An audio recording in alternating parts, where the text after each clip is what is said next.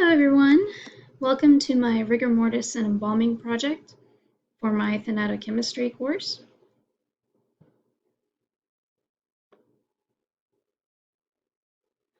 So what is rigor mortis? It is defined as the postmortem chemical change observed as a stiffening of muscle tissue due to the decreased volumes of ATP. Now rigor mortis it takes place around the middle stage of death, just generally, because it only starts within the first few hours and then lasts around 3 days or so. It's sometimes confused for a physical change because the stiffening of your muscles, that is a physical manifestation, but that is a change that cannot be converted back necessarily. Not to its original living state, anyway.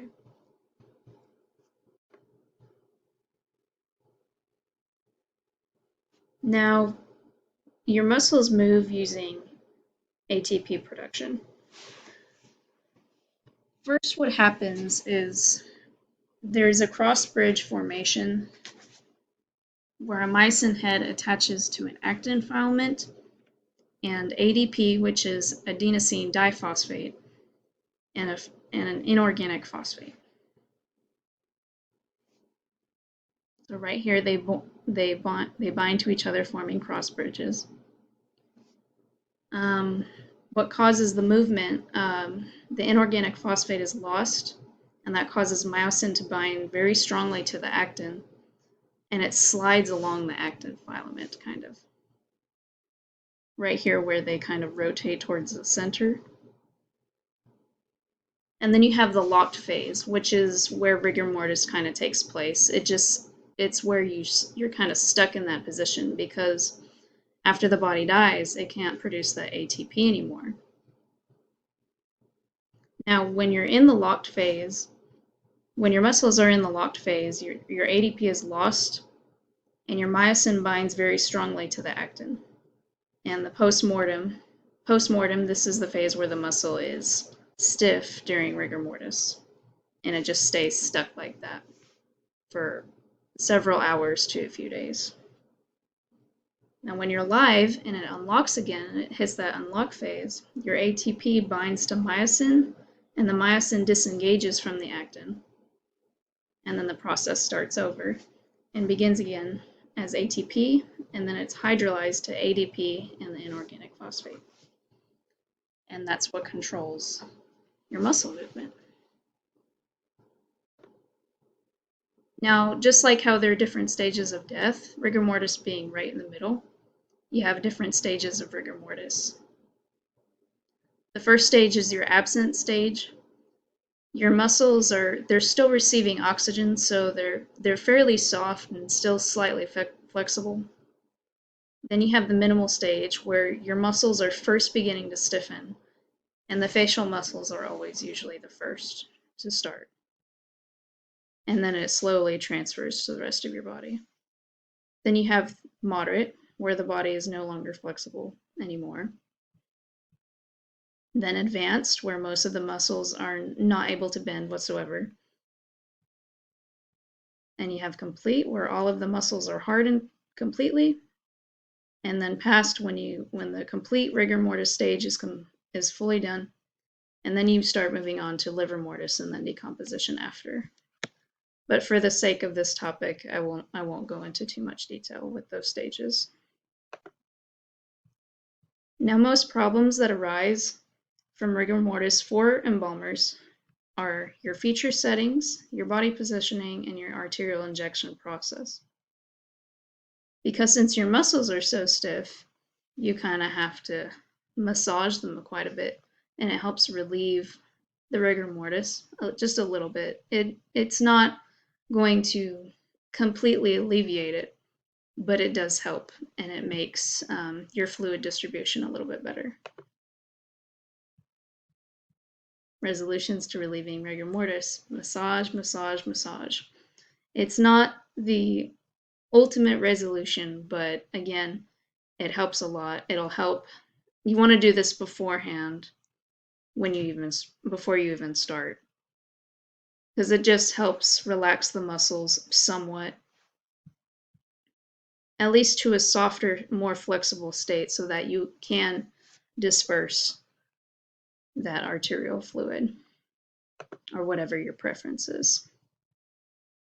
And again, if you have difficulty with those arterial injections, there's also cavity embalming, hypodermic embalming, and surface embalming, because arterial injections are not the only solutions for embalming.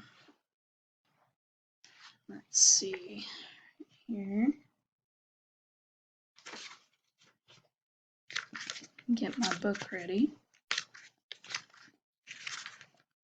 Here it is. Yes, with your other embalming procedures, you have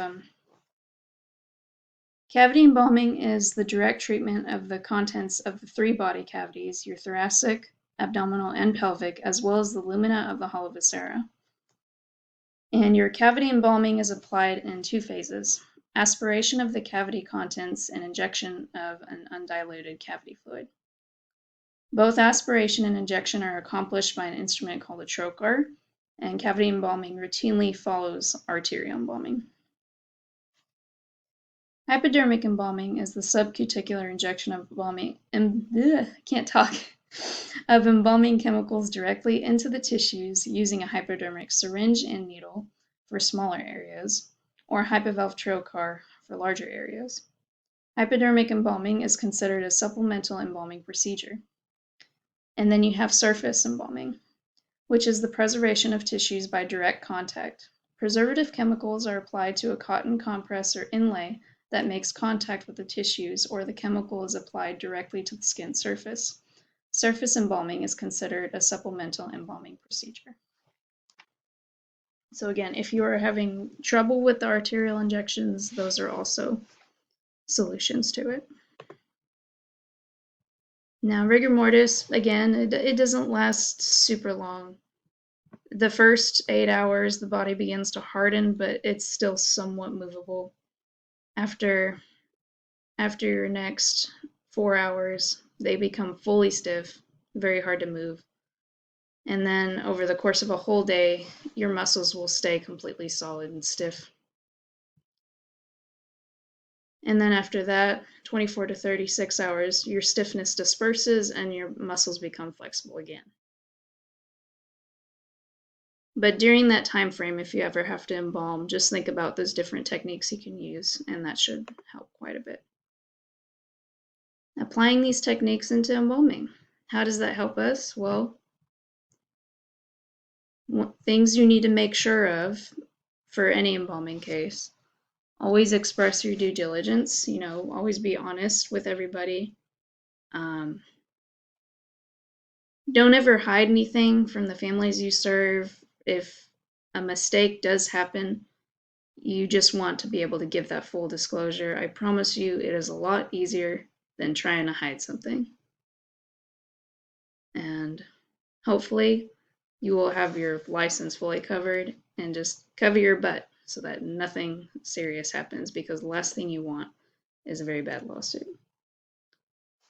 And like I said, follow all federal, state, and local laws according to the FTC funeral rule.